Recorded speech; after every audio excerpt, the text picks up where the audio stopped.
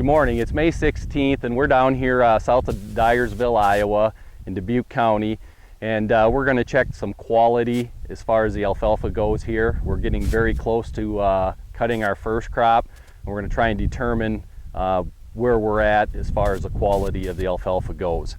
I've got a peak stick here, and this is to try and help determine the quality of our first crop hay crop. So if you look at this stick, it's got three sides basically that have markings on them. The first side is a vegetative side, the second side is the bud side, and the third side is the flower side, and actually the fourth side of it will kind of give the directions on how to use it. So it's very, very simple. So what we're trying to determine here is what stage is our alfalfa at.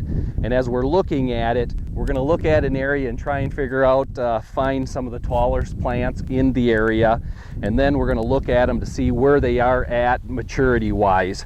So as I get down here and start looking at these plants, we're certainly not seeing any blossoms yet, but the buds are right here ready to start popping out. So we're going to, they're not quite there yet, so we're going to call it the vegetative state. And that's on our stick here, like I had mentioned. We have the vegetative, the bud, or the flower. We're going to call it the vegetative state. And what we're going to try and do is pick out the tallest plant in a couple of foot area here. And it looks to me like this is probably our tallest plant. So we're going to set our peak stick down on the ground up alongside of this plant and pull the plant up alongside of it, the alfalfa plant. And we're on the vegetative side. We pull the plant there. It seems to be the tallest one that we have out here. And we're looking at somewhere between 175 and 171. So I'm going to say about 173 relative feed value if we were to take this crop right now. The thing that the peak stick does not account for is if we've got grasses in here. The other thing it will not account for is harvest losses.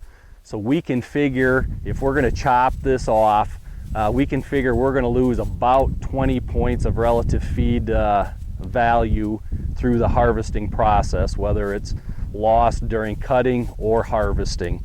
If we're making haylage, we're not going to lose quite as much.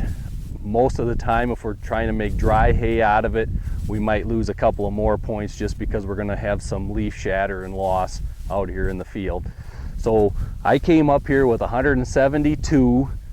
We really need to subtract about 20 points off of that, so we're probably in that 152 to 155 relative feed value that we'll be putting in our silos if we were to harvest it today.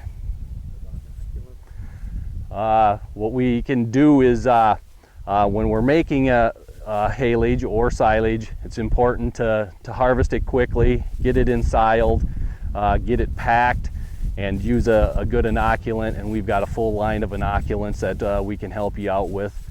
Just talk to your local representative.